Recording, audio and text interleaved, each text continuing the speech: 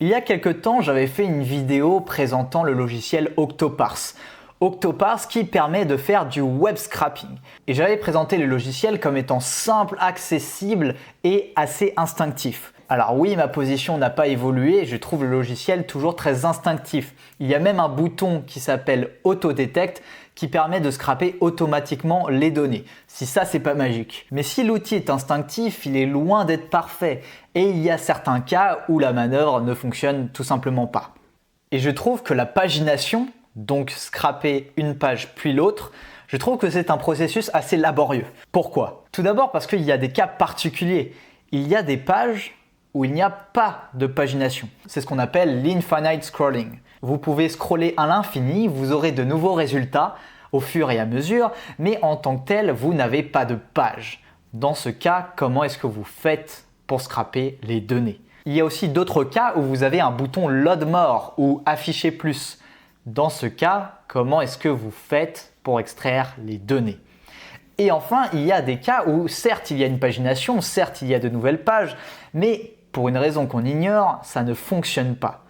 Dans ce cas, comment est-ce que vous faites pour extraire les données? Et du coup, dans cette vidéo, on va scraper 3 types de pages. D'abord, on va scraper les 100 vidéos YouTube de Marketing Mania. Ça va être un excellent exercice pour voir comment est-ce qu'on fait pour scraper lorsqu'il n'y a pas de pagination. Ensuite, on va scraper Capterra, qui est une sorte de plateforme pour la vente de logiciels. Et ça va être un excellent moyen de voir comment est-ce qu'on fait pour scraper une page avec un bouton Load More. Et enfin, on va scraper bestbuy.com, qui est une sorte d'Amazon pour les appareils électroniques américains.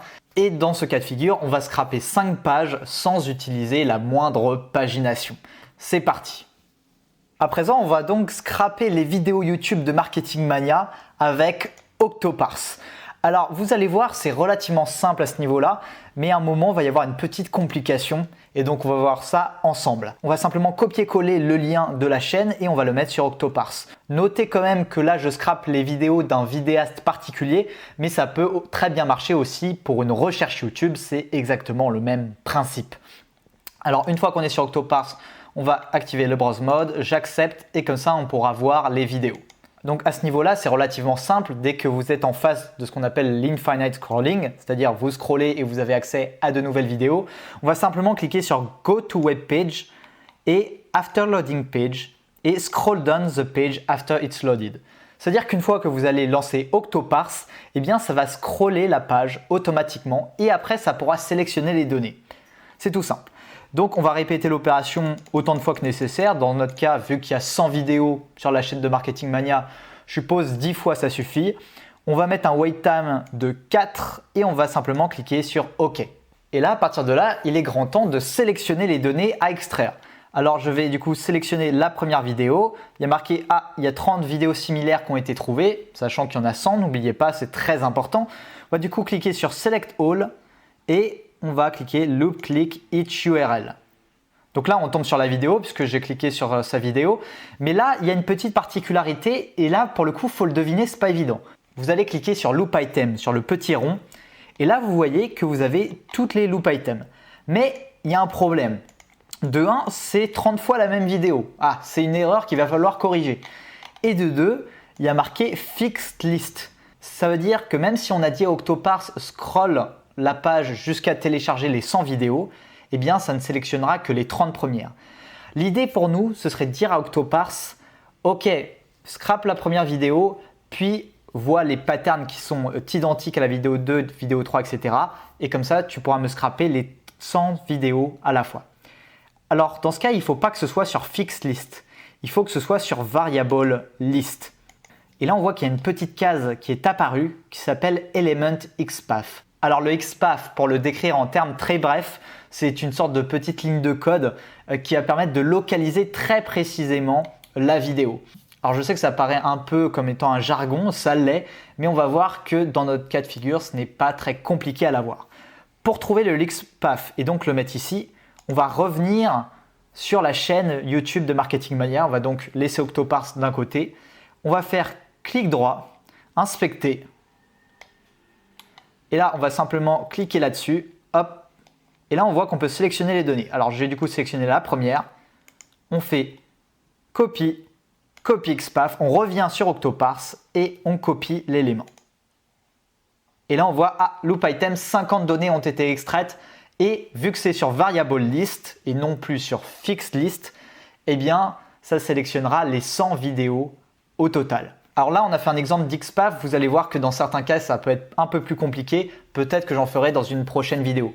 Si vous voulez en savoir plus sur l'XPath, je recommande quand même chaudement le blog d'Octoparse. Donc à présent, on a fait le plus dur. Maintenant, on va sélectionner les données à extraire. Donc à savoir par exemple le titre, je vais sélectionner le nombre de vues, je vais sélectionner le nombre de likes, le nombre de dislikes. J'ai aussi envie d'extraire l'URL, alors du coup je vais resélectionner sur le titre, je vais cliquer sur Extract the Author HTML et hop, là du coup on a le field, c'est pas encore un URL, on est d'accord, on va du coup cliquer sur Customize Field, Page URL, OK une fois, deux fois. Et là vous voyez que de façon assez magique, on a du coup maintenant l'URL. Reste du coup la description qu'on va pouvoir sélectionner, hop, Extract the Text. Et là maintenant, on va simplement cliquer sur Save et on va cliquer sur Run. Donc n'oubliez pas, ça donne quelque chose à peu près comme ça. On clique Run Task on your device et on n'a plus qu'à attendre que les données se scrapent automatiquement. Ça y est, on vient de finir de scraper les 103 vidéos de Marketing Mania. Alors je vais simplement du coup les mettre sous un fichier Excel. Et voilà, alors bien évidemment il faut faire un peu le ménage. À la place de texte, on peut mettre titre de la vidéo. À la place de ça, on peut mettre vue, like, dislike, URL et description. Et là, vous voyez que vous avez bel et bien les 103 vidéos de Marketing Mania. Maintenant, on peut passer à la suite, à savoir comment est-ce qu'on fait pour scraper une page avec un bouton Load More. Et dans ce cas, j'ai pris l'exemple de Capterra où on voit qu'il y a un bouton View More. Et c'est ce qu'on va utiliser pour Octoparse. Alors, je vais faire pareil, j'ai simplement copié-collé le lien. Et là, vous allez voir que le principe est un petit peu différent, qu'il y aura aussi une question de XPath et qu'on va voir ça du coup ensemble. Alors une fois qu'on est là, notre objectif, ce sera de dire à Octoparse, clique sur le bouton View More un certain nombre de fois. Alors du coup, on va cliquer là-dessus dans Plus et on va cliquer sur Loop. Tac. À partir de là, on va cliquer là-dessus. On va pas mettre List of URLs, on va mettre Single Element. Et là, pareil, on nous demande un élément XPath. Alors, vous inquiétez pas, parce que le XPath qu'on va chercher, c'est le XPath du bouton View More. N'oubliez pas que le XPath a pour fonction de cibler très précisément des éléments sur un site internet. Alors du coup, on va revenir sur le site internet une seconde et hop, on est là. On va simplement faire un clic droit, inspecter et on va faire comme la dernière fois. On va cliquer sélectionner, View More, hop, copie XPath, on revient sur Octoparse et on colle sur XPath. On clique sur OK et on voit que le bouton View More a été sélectionné. Maintenant, tout ce qui reste à faire, c'est de mettre un bouton Click Element de telle sorte qu'Octoparse clique sur View More. Alors hop, on clique là-dessus, on met click et là c'est très intéressant, on va cliquer Click Items in the Loop, Load with Ajax et on va mettre un certain nombre de secondes, à savoir 4 secondes, c'est très bien dans ce cas de figure. On va cliquer sur OK et voilà, à présent, on peut sélectionner les données. Alors du coup, je sélectionne le premier, hop, je clique sur Select All et je vais loop click each URL de telle sorte qu'Octoparse va cliquer sur chacun des URL et on pourra du coup scraper ce qui se passe après sur l'autre page.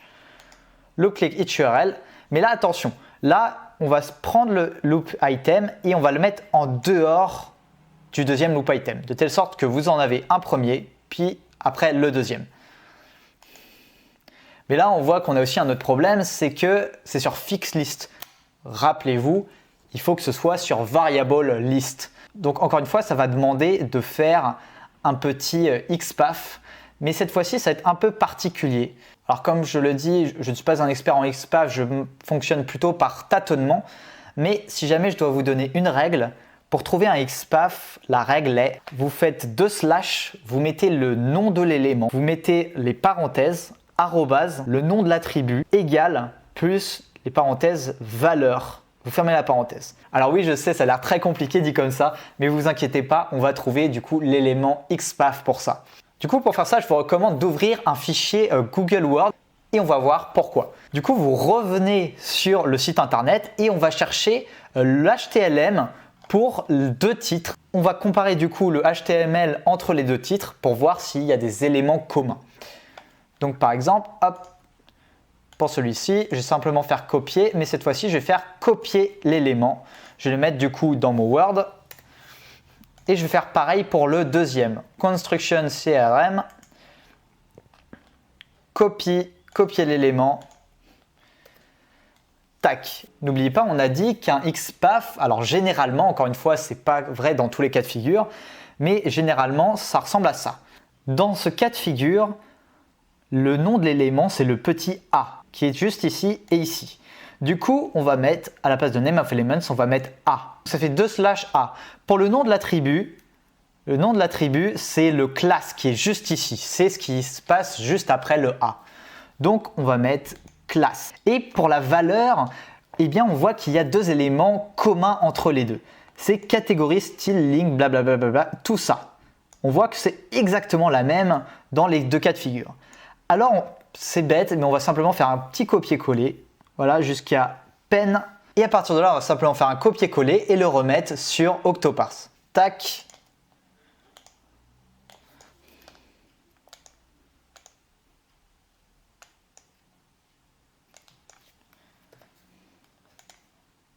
Et on voit que les 10 éléments ont été sélectionnés.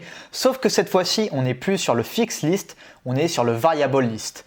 De ce fait, à chaque fois qu'Octoparse va cliquer sur View More, eh bien, il sélectionnera les autres éléments qui ont la même configuration. Donc, à partir de là, on clique sur View Item et on va pouvoir sélectionner ce qui se passe juste après. Et à partir de là, on est parti. On va du coup sélectionner nos éléments, Extract Text.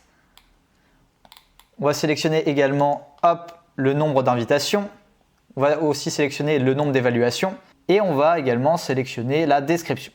Alors souvenez-vous, ça ressemble à quelque chose à peu près comme ça. Une fois qu'on a fini, on va modifier les domaines. On va mettre nom, évaluation, description.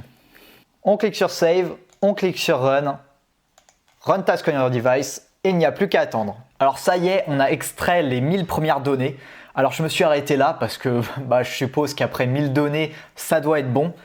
Alors maintenant, on va du coup passer au troisième scrap et soyez très attentifs parce que c'est le plus important des trois. On va du coup scraper un site qui a pour nom bestbuy.com, voilà, qui répertorie différents appareils électroniques et on voit qu'il y a une pagination.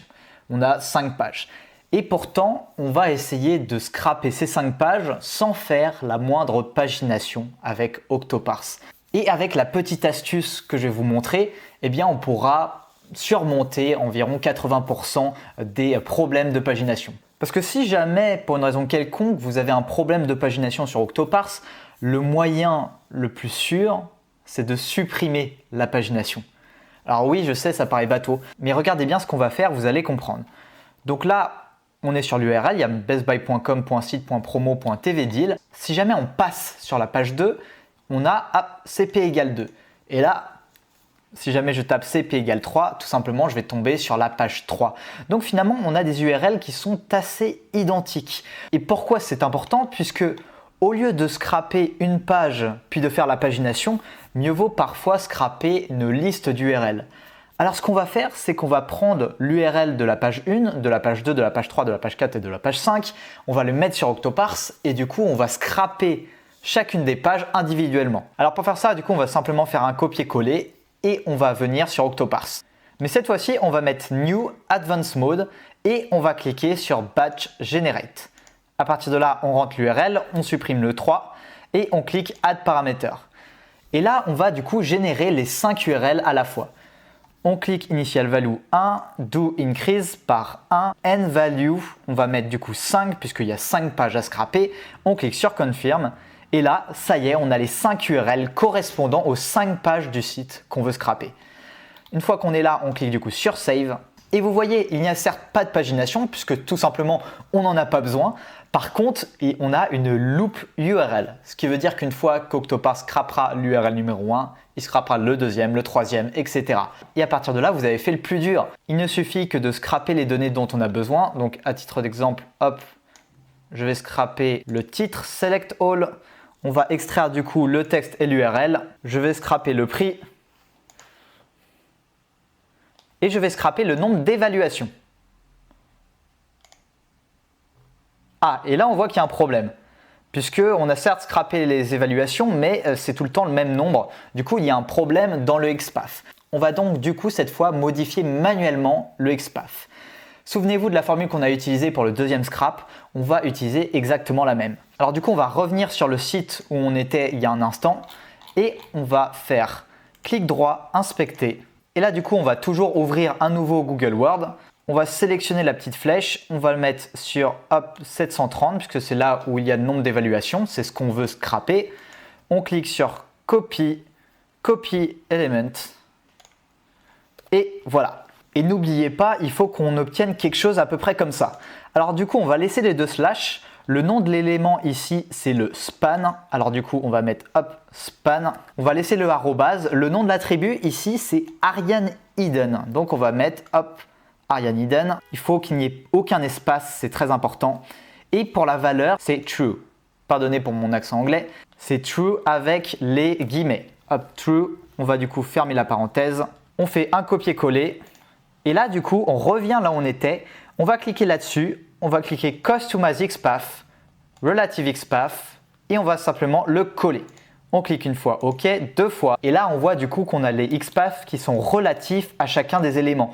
Et du coup, chaque évaluation, cette fois, est différente de la précédente. Une fois que tout est bon, on n'a plus qu'à cliquer sur Save et puis sur Run. Et on n'a plus qu'à attendre. C'est donc la fin de la vidéo, j'espère que ça vous a plu. J'espère aussi que les explications sur l'XPath étaient assez claires. Ça a été très intense pour moi aussi. Je vous ai mis du coup en description le lien vers le blog d'Octoparse qui m'a permis d'apprendre tout ce que j'ai appris du coup sur le XPath. Peut-être que j'en ferai une prochaine vidéo une fois que j'en saurai quand même un petit peu plus. Voilà, si jamais vous avez des questions, posez-les en commentaire. En plus, ça aide au référencement. Et d'ici là, il ne me reste plus qu'à vous dire à bientôt.